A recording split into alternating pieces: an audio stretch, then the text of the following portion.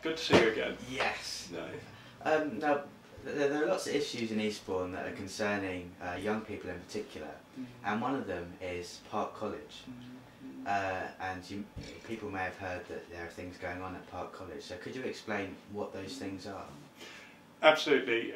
For the last few years, a number of students and parents and teachers, for that matter, have contacted me about the issues, the dispute going on at Park College. In a nutshell, when Park College was merged with Sussex Downs, there was an agreement that the teachers at Park College, which is where the A-level teaching is done, as you know, you're a very academic student yourself, that the teachers would be kept on NUT contracts, right?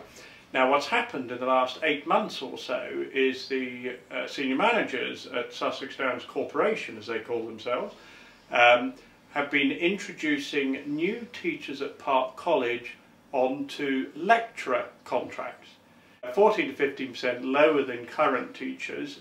A lot of the staff at Park College are very upset about that because they believe in the longer term that will damage academic standards. In a nutshell, that's what the core issue has been about.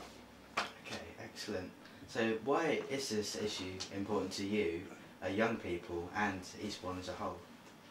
Good question. I'm absolutely convinced that this is a major issue for all those three areas, particularly young people in Eastbourne as a whole. My partner's oldest boy is at Park College, and he's doing well, and the teachers are great, and the academic standards are good, and I know you're in your first year, and I'm quite sure that the academic standards have held up so far. But eventually standards will drop. Park is the only sixth form college, or the only college, because nowadays they're all called different things, the only college that takes A-level academic students in Eastbourne. Okay, so students will be watching this thinking, you know, these changes don't seem too good for Park College, but how will these directly affect them? Yeah.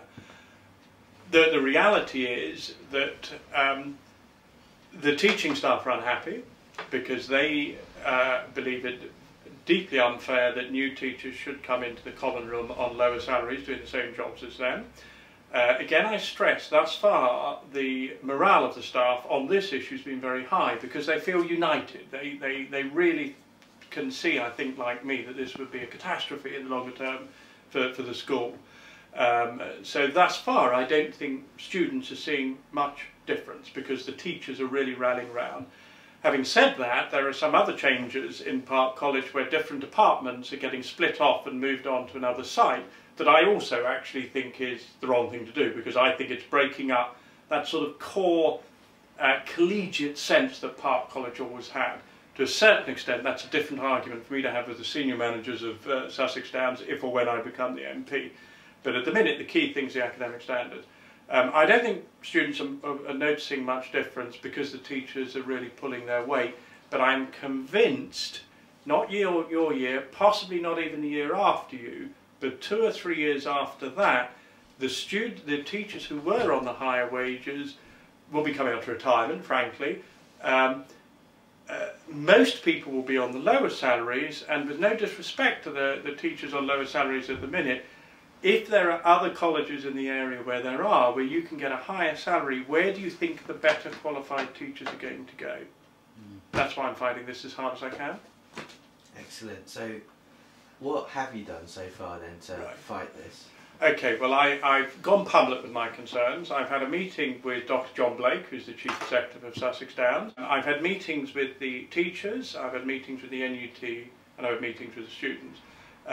An awful lot of people, including parents, have contacted me over the last 8 or 9 months, if not more, expressing their anxieties about what's happening with these changes at Park College. So, for the first time in over 25 years, I actually joined the teachers on the picket line. I feel that strongly. So you've done things from meet with the corporation itself, talk to parents, talk to students. So what should our current MP be doing? Well, Mr Watts and I disagree on numerous things. My view is that he should be fighting this. He isn't, and fine, that's his choice. It is one of the many areas where he and I disagree. I suppose the one advantage of that is I think it makes it very simple for the electorate. They know They know Nigel and I, they know what separates us, they know where we have different views, and they know the different approach we take for fighting for Eastbourne. Some are going to go one way, some the other, but at least it's pretty clear who believes what. And so he and I have, like we do on many things, have a different view on this. Fair enough. And my last question is, if you were elected as our MP, what will you do to combat these changes as hard as you can? Right, no, that's a really important question. One of my first calls will be to the corporation and to have another meeting with Dr. Blake and the board. I would bring every pressure to bear equally on the NUT, on the teachers, to get them to sit down as well. So I would insist on a meeting with Dr. Blake, I would insist on an update about what the proposals are, I would push as hard as possible to get them to sit down productively to sort this issue, but I would most importantly make it crystal clear, and I really mean this, Josh, because I'm convinced, I mean, like you, my partner's older son's a bright young man, he's academic, he's hoping to go to LSE, there's a lot of really bright kids in Eastbourne. It's bad enough that we often lose them when they go to university and don't come back, but it would be catastrophic for parents with really bright children to think there's no future for them in Eastbourne. How can I turn around this town if we're dealing with that? So I would make it clear to Dr. Blake that I would simply not give up on this, and I would go public, and I would bang the drum, and I would make sure that Eastbourne gets the college and the teachers that it deserves. Excellent. Well, thank you for Thank you very much, Charles. Thank you for coming, and I appreciate it.